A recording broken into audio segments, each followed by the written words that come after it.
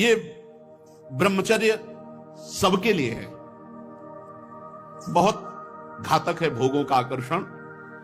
ब्रह्मचर्य के बिना पूरा का पूरा जीवन खोखला हो जाता है। मन से, वचन से और शरीर से, तीनों से ब्रह्मचर्य होता है। मन का ब्रह्मचर्य, विषयों का चिंतन ना करना, यहीं से नाश प्रारंभ होता है, पतन यहीं से होता है। ध्यायतो विषयान पुंसान संगास्तेषु उपजायते, संगात संजायते कामः, कामः क्रोधो विजायते, क्रोधात् भवति सम्मोहा, सम्मोहात् स्मृति विभ्रमा, स्मृति भ्रंशात् बुद्धिनाशो, बुद्धिनाशात् प्रणश्यति। सबसे पहला पतन जो होता है वो विषयों का चिंतन होता है। ध्यायतो विषयान पुंसान, जब हम भोगों का चिंतन करते हैं तो हमें भोगों की आसक्ति प्रकट होती है, फिर संग करने का मन होता है। संगास्तेषु उपजायते, जब हम विषयों का चिंतन करते हैं तो विषयों का संग करने का, विषय भोगने की इच्छा प्रकट होती। जहां विषय भोगने की इच्छा प्रकट हुई, काम राज्य हृदय में छा गया। संगात संजायते कामा, और कामना जब बढ़ी तो सब मूढ़ता छा जाती है, स्मृति नष्ट हो जाती है। हम कौन है, हमारा क्या कर्तव्य है, हम क्या कर रहे हैं। सच्ची मानिए बहुत निकृष्ट काम। वचन से हमें कभी भोगों की बातें नहीं करनी और शरीर से हमें कभी भोग क्रिया नहीं करनी। अधर्मयुक्त क्रिया का त्याग, धर्मयुक्त क्रिया की स्वीकृति, ये गृहस्थ धर्म और संपूर्णतया विरक्त धर्म। जो ब्रह्मचर्य रहता है उसे शरीर बल, मनोबल, बुद्धि बल, वचन बल, ये सब जागृत हो जाते हैं। वचन बल जो बोला वही लागू हो गया, जबरदस्ती आपको मानना पड़ेगा। और मनोबल जो संकल्प किया अंदर, वही बाहर क्रिया प्रारंभ हो गई, वही दिखाई देने लगा। देह बल, रात दिन मेहनत करो फिर भी थकान नहीं। आप कुछ समय तक व्यवहार करके देखिए ब्रह्मचर्य का, फिर आपको खुद पता चलेगा कि कितना आनंद प्रदान करता है ब्रह्मचर्य। ब्रह्मचारी को विषय भोग जहर है ऐसा मानना चाहिए। जैसे कितनी भी सुंदर खीर हो और कोई हमारे कान में आकर विश्वसनीय कह दे कि इसमें जहर पड़ा है, तुम बिल्कुल नहीं खाएंगे।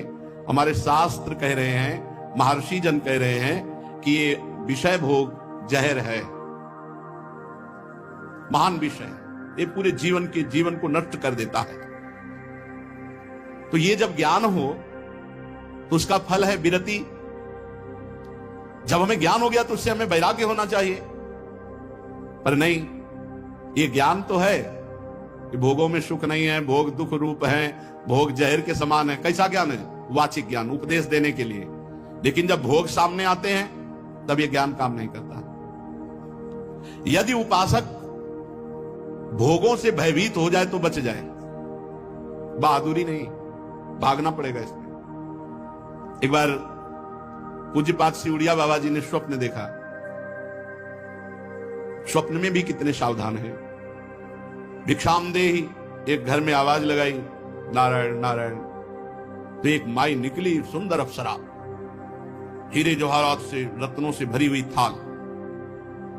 आवाज एक घर में लगाई, सैकड़ों घरों से निकल आई और सब एक से एक सुंदर, और चारों तरफ से घेर लिया और मुस्कुराना, हाव भाव प्रकट करना। बाबा भागे और बहुत जोर के भागे और कई किलोमीटर तक भागते रहे। फिर पीछे मुड़ के जब देखा कि कोई नहीं दिखाई दे रहा, तब खड़े होकर सांस ली। जब सांस ले रहे थे तो आंख खुल गई, तो नारायण नारायण नारायण। अच्छा हुआ कि स्वप्न में भी भागे। भागने से ही बचोगे, यहां जीतने की चक्कर में मत पड़ना, बहुत धोखा है। ये मन बहुत धोखेबाज है। यदि कोई विषय से ऐसा भय रखे जैसे सांप, बिच्छू या सिंह, कोई सांप आके गले लगना चाहे तो आप क्या करोगे? भागोगे ना। और बाघ देख लो, सिंह देख लो, भागोगे ना। ऐसे ही विषय भोग की इच्छा वाले कोई शरीर तुम्हारे नजदीक आ रहा है और तुम्हें भय नहीं लग रहा है, इसका मतलब है मरना चाहते हो, भ्रष्ट होना चाहते हो, नष्ट होना चाहते हो। सिंह आ रहा तुम्हें भागना नहीं सुनाई दिया, सांप दौड़ रहा तुम्हारी तो भागना नहीं सुनाई दिया। ऐसे ही भोग तुम्हारी तरफ आ रहा, तुम भागे नहीं, मरना चाहते, मरोगे तुम। कोआ मदांधो मदना तो रोआ। भगवान शंकराचार्य जी से पूछा, को अंधों में बड़ा अंधा कौन है? बोले जिसको काम सता जाए, जो काम से युक्त हो गया, काम से व्याकुल हो गया, वो सबसे बड़ा अंधा है, वो कुछ नहीं समझ पाएगा। आप बड़े मजे से भोग को देखते हैं और भोगते हैं, और फिर विचार करें ब्रह्मचर्य असंभव। जैसे जलेबी है, एक बार चख लिया तो जलेबी नाम लेते ही वो कुरकुराहट वो मुंह में आ जाएगा, नहीं आ जाएगा? इसे कहते हैं तृष्णा। भोग भोगा, अब वो तृष्णा जहर की तरह तुम्हारे हृदय में बस गई। अब वो भगवान निकाले तो निकाले, नहीं तो पूरा जीवन भर मार देगी। भोगों का जहर तृष्णा। तृष्णा अनंत जन्मों से हम भोगते चले आ रहे हैं, इसलिए हमारी परवशता हो गई है। परवशता, इंद्रिय और भोगों में विवशता, हम हार चुके हैं। लेकिन मोक्ष का रास्ता जितेंद्रियता से जुड़ता है, परवशता से नहीं। इसलिए आपको इंद्रियों के भोगों से जीतना पड़ेगा, लड़ना पड़ेगा।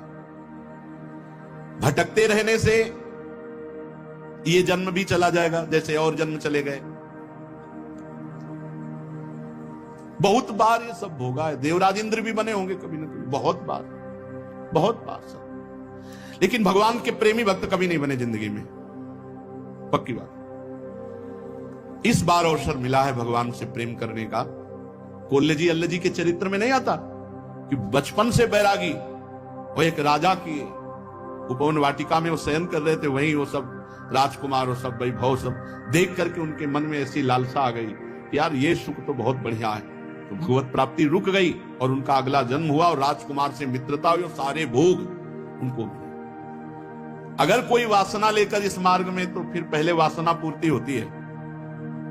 ये मन मकड़ी के जाले की तरह वासना बुनता रहता है, छोड़ दो इसे, बस ये अपना काम करता है और हमको फंसाता है। जाल ये बुनता है और फंसाता हमको है।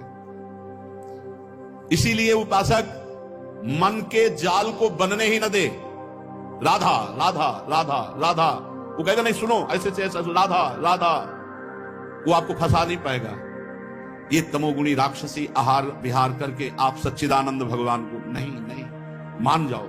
जहां प्याज लहसुन जैसे ये तमोगुण होने के कारण बहुत पवित्र वस्तु की तरह प्रकट होते हैं, कोई अपवित्र वस्तु थोड़ी। आप देखो, जहां आलू प्रकट होती है, शकरकंद प्रकट होती है, ठीक उसी खेत में वैसे ही ये प्याज लहसुन प्रकट होते हैं। ये कोई ऐसा थोड़ी कि हत्या वाला दोष या किसी तरह गलत तरह से बनाया गया पदार्थ हो। ये तो प्राकृतिक है, पर इसका गुण घोर तमोगुण है। बस तमोगुण के कारण इसका त्याग किया गया है। इसीलिए संत महात्मा जन इसका त्याग करते, तमोगुणी आहार इसको नहीं पाते। फिर जहां और राक्षसी प्रवृत्ति के आहार विहार है, तो फिर वो ये मन मकड़ी की तरह जाला बुनता और हमको फंसाता है। ये छह हमको हर समय फंसाए रखते हैं, काम क्रोध लोभ मोह मद मत्सर। यदि ब्रह्मचर्य रहना है तो हमें बहुत संभालना है तीन को। वाणी से हमको कभी भी ब्रह्मचर्यहीनता वाली बातें नहीं करनी। बहुत ये बिल्कुल अनुभव की बात कह रहे हैं, अगर आपको जम जाए तो निकल जाओगे। किसी भी तरह से अश्लील बात, गंदी बात वाणी से नहीं निकालनी। मौन हो जाओ, मत बोलो। बहुत चीजें ऐसी होती हैं जो अनुभव करके बोली जाती हैं। वाणी से आप रोज किसी से कहो झूठी ऐसे, मैं आपके बिना नहीं जी सकता, मैं आपके बिना नहीं जी सकता। एक दिन आपके मन में आ जाएगा मैं आपके बिना नहीं जी सकता। एक दिन आप स्वीकृति स्वयं में कर लेंगे कि मैं आपके बिना नहीं जी सकता। वाणी से बोलते रहो, तुम देख लेना, एक दिन किसी एक से बोलते रहो मैं आपके बिना नहीं जी सकता। फिर दूसरे दिन बोलना मैं आपके, कुछ दिन में मन से आ जाएगा मैं आपके बिना नहीं जी सकता। फिर स्वयं में आ जाएगा मैं आपके बिना नहीं जी सकता। जब हम वाणी से गंदी बातें करते हैं तो तुरंत मन उसका चिंतन करता है और वो उल्लसित हो जाता है। इसलिए वाणी से पहला ब्रह्मचर्य। हमें रसना कटो जो अन्न रटो। अन्य बात जो प्रियालाल से विमुख करने वाली बात, जो कुत्सित बात, विकारें, जो विकार बढ़ाने वाली गंदी बात है, वो हमें नहीं करनी। नियम ले लो, नहीं करनी। आज से नियम ले लेते। जितने लोग कथा सुन रहे हैं, कोई इसमें पैसा लगने की बात नहीं। वाणी से हम गंदी बात, अश्लील बात, गलत बात नहीं बोलेंगे। वाणी का ब्रह्मचर्य, वाणी से गंदी बात नहीं बोलेंगे, अश्लील बात नहीं बोलेंगे, जो भगवत विमुख करने वाली बात है हम नहीं बोलेंगे। नियम ले लो, कोई कसम खाने की बात थोड़ी कर, नियम ले लो। जहां ऐसी बात आवे आप मौन हो जाओ। दूसरी बात, श्रवणेंद्री से हम कभी अश्लील बात नहीं सुनेंगे, गंदी बात नहीं सुनेंगे। बहुत प्रभाव पड़ता है, बहुत प्रभाव पड़ता है। श्रवणेंद्री से जो हम सुनते हैं उसका तत्काल मन पकड़ करके मनन करता है और वो उसी तरफ चल पड़ता है जिस तरफ की बात हम सुनते हैं। और नेत्रेंद्री से जो हम देखते हैं वो बहुत तुरंत प्रभाव पड़ता है। देखो, नेत्रेंद्री से ऐसी कोई ग्रंथ मत पढ़ो, कापी, ऐसी पुस्तिका जो ब्रह्मचर्यहीनता वाली है। ऐसे कोई दृश्य मोबाइल से मत देखो जो ब्रह्मचर्यहीनता वाले हैं। ऐसे कोई दृश्य बाहर मत देखो, पशु पक्षी आदि मैथुन करते हुए, ऐसे कभी मत देखो। इसका बहुत बड़ा प्रभाव होता है। अगर इन तीन का संयम कर सको तो आपके ब्रह्मचर्य में बहुत लाभ मिलेगा। पहला वाणी से, दूसरा श्रवणेंद्री से, तीसरा नेत्रेंद्र से। और खास बात यह है कि जिससे हमारा ब्रह्मचर्य नष्ट होता है उससे सानिध्य न देखो। ऐसी कोई क्रिया, ऐसे कोई व्यक्ति का संयोग जो हमारे ब्रह्मचर्य का घात करे, बहुत बहुत सावधान। पर ये ऐसा दलदल है कि एक बार जो फंस गया भगवान ही निकाल सकते हैं। जिस समय मन अपने स्वरूप में आया वो सब करवा लेगा। बहुत विचित्र है, बहुत विचित्र है, बहुत विचित्र मन का खेल। हमें ऐसा कोई रिश्ता, नाता, कोई संबंध जो हमारे ब्रह्मचर्य को नष्ट कर रहा है, दूरी बनानी चाहिए। और भोजन का ब्रह्मचर्य पर बहुत बड़ा प्रभाव है। यदि आप अधिक मिर्च वाली, घर में ही बना के करें, अधिक मिर्च वाली, अधिक तेल घी वाली ये पदार्थ पाएंगे तो ब्रह्मचर्य स्वाभाविक नष्ट हो जाएगा बिना किसी क्रिया के। ब्रह्मचारी को एक बीमार की तरह भोजन पाना चाहिए। जैसे मूंग की दाल है, घिया की सब्जी, रोटी, बस क्योंकि उसे पावर की जरूरत नहीं है, उसे अधिक पावर की जरूरत नहीं। स्वयं में सामर्थ्य सुरक्षित है, इसलिए बाहरी पदार्थों से बादाम चबा रहे हैं, काजू चबा रहे हैं, हलवा खा रहे हैं और बहुत प्रकार के मीठा आदि। मीठा तो ब्रह्मचर्य में थोड़ा बस ले ले, इसके बाद अधिक मीठा भी वो जहर का काम करेगा, स्वाभाविक ब्रह्मचर्य को नष्ट कर देगा। जो भोजन कब्जियत बनाती है, अगर ऐसा भोजन पाया जाएगा तो ब्रह्मचर्य अपने आप स्वप्न दोष के रूप में नष्ट हो जाएगा। सात्विक भोजन, पेट साफ, बहुत आवश्यक। हल्का भोजन, कम मात्रा में, पेट उधर, तो बहुत सुंदर आपके भजन की वृत्ति बढ़ेगी। आपका ब्रह्मचर्य बहुत लंबे समय तक आबाद चलेगा। बाजार की वस्तु तो ब्रह्मचारी होकर बाजार की वस्तु तो मुझे समझ में नहीं आता। बाजार की वस्तु तो नहीं खानी चाहिए। बनी हुई, बाजार की वस्तुएं बनी हुई, एक ही चीज को आप गौर से पा करके किसी एक चीज को बाजार के, फिर देखो आपके अंदर स्फुरणा क्या होती है। पहले कैसे हो रही थी, फिर कैसे हो रही। और आप पवित्र भोग लगा के श्री जी को पवा के पा के फिर देखो कैसी स्फुरणा हो रही भजन की। भजन परम पवित्र वस्तु, ऐसे थोड़ी होता तुम जहां तहां अन्न खात सखी कहत आप खात, सकल दिवस द्वंद जात रात सर्व सोई। सेवक जी महाराज, जहां तहां अन्न खाते, बाजार का भोजन हो, बोले ब्रह्मचारी जी हैं, नहीं हो पाएगा भाई, ब्रह्मचर्य नहीं हो पाएगा। नाम लिख सकते हो, टाइटल तो बन सकता है, लेकिन सही माने में आपका ब्रह्मचर्य, जब तक आपका आहार शुद्ध, अगर अपने धर्म को सुरक्षित रखना चाहते हो तो बाजार का भोजन। और छोटे छोटे बच्चों में बहुत सी गलतियां ऐसी आ चुकी हैं जो उनके जीवन को नष्ट कर रही हैं।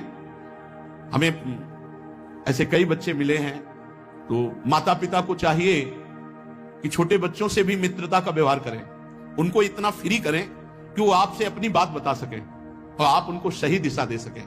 नहीं, जैसे 13-14 वर्ष के बच्चे हैं और ये गंदी क्रिया कर रहे हैं, इनका जीवन बहुत बुरी तरह नष्ट हो जाएगा। ये गृहस्थी लायक नहीं रहेंगे। विरक्ति तो बहुत बड़ी बात रह गई, ये गृहस्थी लायक नहीं रहेंगे, संतान उत्पन्न करने लायक नहीं रहेंगे। इसलिए माता पिता को चाहिए कि अपने बच्चों से फ्रेंड की तरह, दोस्त की तरह बात करें, उनको इतना उत्साह दें कि उनके अंदर जो गलती है वो पकड़ लें और प्यार से समझा दें। अगर हम बार बार बच्चों को समझाएंगे, नए नए बच्चे अभी गलत मार्ग में जो जा रहे हैं वो सुधर जाएंगे।